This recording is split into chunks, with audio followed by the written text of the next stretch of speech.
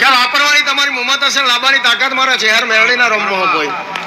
2014ની સાલમાં નુકસાન આવ્યું. હું નાની બેહોની માતા બોલું, ભીખાની જીવવાની ચહેર મેળડી બોલું. બે રાજ્ય તું ફરી વળે રાજસ્થાન સુધી, 3 રાજ્ય તારો થઈ ગયો. હું રબારીની માતા બોલું.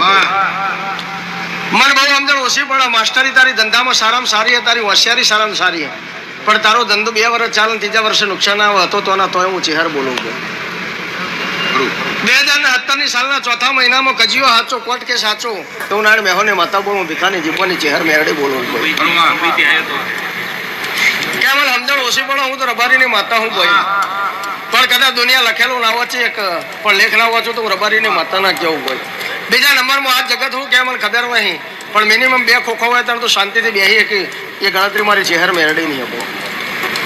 એટલે 2 કરોડ રૂપિયા હોય ને ત્યારે શાંતિથી બિઝનેસ કરી શકીએ આપણો. એ અત્યારે હાલની પરિસ્થિતિ.